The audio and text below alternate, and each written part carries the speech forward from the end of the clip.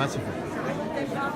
Bonjour à tous, allez, une page culture dans la place du village aujourd'hui. C'est un grand salon à Thônes, Haute-Savoie-les-Aravis. C'est le salon d'automne, c'est ça Jean-Marc hein? Oui, bonjour, la littérature est au rendez-vous aujourd'hui, dimanche 25 à Thônes. C'est le salon du livre Les mots d'automne présents. On reçoit 42 auteurs pour le salon du livre. Alors 42 auteurs jeunesse, 42 auteurs romans adultes. On a entre autres, on a la chance d'avoir Philippe Polévillard présent. Alors Philippe Polévillard, il est là en face de nous. En face de nous. Il est oscarisé, césarisé, originaire de Thônes et une carrière internationale. Une carrière internationale. On a aussi la présence de Philippe Génadon, la présence de Michel Amaudry, de Mademoiselle Caroline juste également. Là, Michel Amaudry, c'est lui. Alors lui, c'est la Savoie en particulier, mais pas que. Pas que. On a aussi Mademoiselle Caroline. Mademoiselle Caroline, Alors on ne voit pas parce qu'il y a du monde, donc elle est un petit peu plus loin. On des comptes des grands noms, Mademoiselle Caroline. Et puis Et aussi Catherine Destivelle avec les éditions du Mont Blanc, Catherine qui Destivelle, représente sa maison d'édition. Là-bas, on la voit, on la devine, on la devine. Et maintenant, elle est devenue éditrice. Et maintenant, elle est éditrice. Elle a publié énormément de livres sur la montagne. Alors ça, c'est sympa parce que il faut venir ici à Thônes aujourd'hui. Ça ferme à 19h30, c'est ça? Oui, à 19h. Non, 19h, ça ferme. 19h, dans salle des fêtes. Il reste encore 2 conférences cet après-midi. Et surtout, si vous pouvez vous retourner un tout petit peu, Jean-Philippe, voilà. Et là, on fait des rencontres avec des auteurs jeunesse. Et les classes, il y a 23 classes qui ont travaillé avec les auteurs jeunesse pour présenter leur ouvrage. Tiens, on va le montrer un petit peu, on va parcourir un petit peu rapidement ici. Donc, alors chaque année, hein, c'est donc à ce moment-là que ça se passe. C'est tous les 2 ans. C'est tous les 2 ans, ça se passe à la salle des fêtes. Ah ouais. Et gros succès effectivement. Tiens, qu'est-ce qui se passe actuellement, disons Jean-Marc, organisateur Librairie des Aravis, on le dit bien ici à Thônes. Jean-Marc, il fait un gros boulot, la Librairie des Aravis est un peu au cœur de l'organisation avec une association. Hein. Voilà, on a créé une association Éclat de mots et puis nous sommes au cœur et nous sommes le fer de lance de ce festival et de ce salon du livre. C'est la 3e édition. Voilà. C'est tous les 2 ans parce que c'est un énorme boulot. C'est vrai qu'on tient à cœur de le faire. Mais quand on voit le succès, ça nous donne envie d'arriver vite à la... Voilà. C'est formidable, il y a énormément de monde. En direct, nous sommes depuis Thônes. C'est une page culture aujourd'hui dans la place du village. Les écrivains sont souvent dans nos émissions, ils sont là aujourd'hui. Devant vous avez Louis Ours. Louis Ours, vous le connaissez, Louis Ours, c'est un Savoyard, un Haut-Savoyard entre Thônes et Megève. Louis qui a travaillé en particulier dans le tourisme. Hein. On reconnaît aussi la famille Boger un petit peu derrière là-bas. Tiens, présente bien un petit peu les gens qui sont un petit peu rapidement comme ça. Il faut savoir aussi, Jean-Philippe, que l'entrée est libre, bien sûr, parce que la culture, elle doit être libre pour... Ah, ça c'est sympa, l'entrée est ouvert libre. à tour. Alors voilà. ça, j'y tiens énormément. Et puis moi, je voulais saluer ce que fait la Librairie des Aravis à ce niveau-là, parce que, dis donc, Jean-Marc, c'est ici aujourd'hui, mais c'est ailleurs demain. Oui, exactement. Il se passe plein de choses à la librairie. On fait énormément de rencontres, énormément d'animations, aussi bien dans la vallée qu'autour d'Annecy. On a même Monsieur le maire en face de nous ici, Monsieur le maire de Thônes ici en discussion avec Louis Ours. Hein. Voilà, Thônes, ça bouge. Ça bouge. On a un auteur aussi que je voulais surtout... voilà, c'est Monsieur Gaspard Njok, qui vient du Cameroun. Il a fait une excellente bande dessinée. On a aussi des auteurs de bande dessinée. Bande dessinée. Il fait l'illustration en direct. Voilà, ça c'est intéressant. Une illustration en direct ici. Il vient du Cameroun.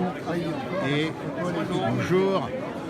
On va rappeler son nom exactement. Gaspard Njok. Voilà. Écoutez, là, on a eu l'honneur de le recevoir cette année. On est très heureux. Bravo. Très heureux. C'est désormais international.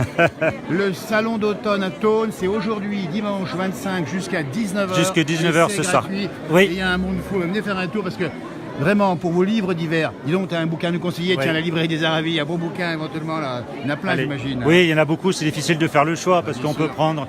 Eh ben tiens, allez, on va se tourner Daniel Séraphin. Voilà. Daniel Séraphin. On va prendre le bal des canotiers avec Daniel. Le bal des canotiers. Voilà. Hop. Le bal des canotiers, on vous conseille. Le bal des canotiers. Voilà. Avec Daniel. Avec Daniel, le bal des canotiers, c'est le conseil du jour de Jean-Marc. Alors, d'abord, félicitations. Merci. Et puis, sans spoiler le bouquin, de quoi ça parle, le bal des canotiers? Rien que le nom nous fait rêver. C'est la belle époque? C'est l'histoire... Non, pas du tout. C'est un roman contemporain, malgré le titre.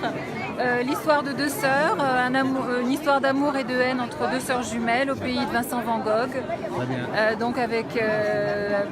ça parle aussi un peu de folie, de ce qu'est la beauté, la féminité, et c'est en même temps un petit roman policier, puisqu'on est perpétuellement en haleine sur ce qui va advenir entre les 2 sœurs. Voilà. Et bien c'est à Thônes jusqu'à ce soir pour rencontrer Daniel Séraphin, le bal des canotiers ou encore plein de monde ici. Merci de votre présence et bravo, rappel éditeur chez vous c'est... Merci à vous, le bal des canotiers aux éditions Complicité. Édition Complicité, ça se passe à Thônes. Merci beaucoup et belle journée à vous en tout cas. Voilà, merci beaucoup. Et juste à gauche de vous, il est oscarisé, il est césarisé, c'est Philippe Paulet-Villard. Incroyable. Et il est natif du pays. En plus. Oscar et César du court-métrage. Bonjour et bravo en tout cas, Philippe, ça va bien? Oui, ça va bien, merci. Le dernier ouvrage, c'est lequel alors pour vous? Alors, pas que pour moi, en général, pour Marion aussi, c'est l'enfant mouche. L'enfant mouche. Alors moi j'ai eu la Fabrique des souvenirs. Ouais. Vous l'avez ici encore, la Fabrique des souvenirs. Oui, on va bien sûr. le montrer parce que pour ceux qui sont du pays, là, la Fabrique des souvenirs, il y a beaucoup de choses là-dedans. Hein. Ouais. Alors c'est bien décrit, c'est drôle, c'est un peu votre vie aussi. C'est pas un peu, c'est complètement mon enfance. On retrouve du tone d'hier et puis d'avant-hier même. Si, même avant-hier, dites donc. Ah ouais, clairement. Ouais. Ah non, mais bien sûr, c'est énorme même. Il y a une relation singulière avec le papa quand même. Hein. Avec sa disparition surtout. Disparition surtout. Ouais, un homme disparu. Absolument. Et oui, c'est important en même temps de pouvoir écrire à partir de ça. Ça sert un peu à ça les livres parfois. Hein. J'allais vous le dire parce que Philippe Paulet-Villard, il faut l'expliquer ça. Au début, vous étiez élève à Saint-Jean ici, ça se passait moyen. C'est pas que ça se passait moyen, ça se passait mal, très mal. Et ça a très très bien fini, il suffit que quelqu'un tende la main. Non, ça s'est mal terminé parce que j'ai dû quitter tard. l'école en 4e sans mon BEPC. Sans rien et donc longtemps je n'ai pas envisagé le moins du monde d'écrire ne serait-ce que 10 lignes d'un livre, donc c'est intéressant pour moi de pouvoir raconter ça. La fabrique de souvenirs, c'est ça. Hein. C'est ça, c'est exactement ça. Alors, on rappelle bien aussi les courts-métrages et alors, le Mozart du Pickpocket, c'est énorme, ça dit donc. Ça c'était rigolo. C'est mondial. Oui, c'était d'une petite histoire. Qui se passait, on l'a pas dit tout à l'heure, on dirait que c'est le book live pour qui se passait à Barbès, le Mozart et Pickpocket, c'est l'histoire de deux types, de petits voyous à Barbès qui essayent d'apprendre à voler un enfant, donc c'est une histoire parfaitement amorale. Mais en fait, il y a une morale du cœur indiscutable, puisque finalement, ces deux personnes forment une famille avec ce gamin. Et apparemment, cette morale du cœur a supplanté tout ce qui pourrait être jugé comme malfaisant. Et j'ai eu tout ce qu'il fallait. Il y a un beau message là derrière, le Mozart des Pickpockets sur Internet, n'hésitez pas. La fabrique de souvenirs, que des histoires de voyous. La fabrique de souvenirs, et puis plein de choses ici. Et puis surtout, dites donc, vous revenez au pays, Philippe, vous êtes là aujourd'hui. Je suis là souvent, j'ai une petite maison dans la montagne. Dans la montagne, je passe les 3 quarts de mon temps ici. Bien perdu là-haut. Hein. Ah ouais, je ne peux plus me voir en peinture à Paris, donc je suis là quasiment tout le temps. Oui, c'est vrai. Philippe Paulet-Villard, il y a un long métrage en cours, on m'a dit, c'est vrai. Vous préparez un projet. Oui, j'aimerais bien qu'il soit en cours. Je travaille pour qu'il soit en cours. J'espère que ce sera le cas un de ces jours. Pour l'instant, je travaille, je rencontre des gens, je frappe aux portes, je dérange, je rappelle. Et à un moment ou à un autre, ça se fera. Voilà, et puis... le mot du jour, c'est avant l'hiver, et même l'été, il faut lire. On apprend, on découvre, on s'évade. Lire, c'est ça. Hein. C'est vrai. C'est ça, et c'est ça qui est beau dans des endroits comme la librairie de Jean-Marc ou la médiathèque. Mais cette librairie, je trouve, pour Tone, c'est incroyable. Un endroit où il fait chaud, tout le temps, on peut aller s'asseoir, lire un livre sans l'acheter. Ça, c'est incroyable. Je trouve que c'est une chance... extraordinaire pour une vallée comme Tone, c'est génial. Voilà. Franchement, voilà. Donc pour moi, le mot de la fin, c'est la librairie de Jean-Marc Lefebvre. C'est un petit miracle. À Tone, c'est un petit miracle. Merci Philippe, bonne continuation. Bravo pour votre parcours déjà et bonne continuation, dites donc, parce que franchement, aujourd'hui, donc c'est jusqu'à 19h, on le dit bien. Vous le trouvez, il ici, il y a plein de monde qui va vous demander plein de choses. Belle journée. Merci. Et à tous les deux dans la place du village. Merci encore, à tout bientôt Philippe. Merci. Et on continue. Michel Amoudry, 2 mots sur la Savoie. Histoire de la province de Savoie. Michel Amoudry, on ne connaît pas encore assez l'histoire de Savoie. Non, on ne la connaît pas encore assez. C'est pour ça que cette présentation, qui se veut très historique, très précise et qui retrace exactement l'histoire, est présentée sous la forme de bande dessinée où l'image vient supporter le texte pour aider à comprendre. Voilà. Je vais te montrer l'ouvrage, qu'on peut se produire. Il y en a plusieurs, effectivement. C'est celui-ci, Histoire de la province de Savoie, édition du Cygne. C'est le tome 2, puisque cette histoire de Savoie nécessite quand même un petit peu de temps et de place pour être expliquée comme il le faut, d'où l'obligation de l'avoir écrite en 2 albums. Absolument. Et puis il y a un ouvrage qu'on voit ici qui s'appelle...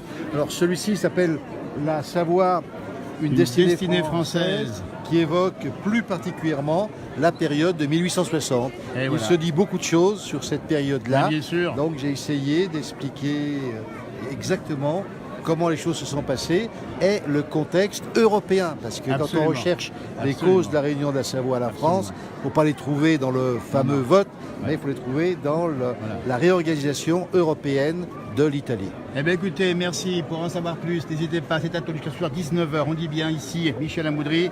La Savoie, il la connaît par cœur ou presque, d'hier et d'aujourd'hui. Et on a toujours à apprendre, Il y a toujours un heureusement. rapport. Merci Heureusement. beaucoup Michel Amoudry. On continue notre rencontre. Nos rencontres ici, on rappelle bien nous sommes à Tône, au salon du livre qui s'appelle Salon d'Automne. Voilà. On regarde un petit peu ce qui se passe ici. En direct, il y a beaucoup de monde avec beaucoup d'enfants qui sont présents aujourd'hui. Beaucoup d'enfants. Je vous rappelle, hein, n'hésitez pas à venir ici. Catherine Destivelle également ici.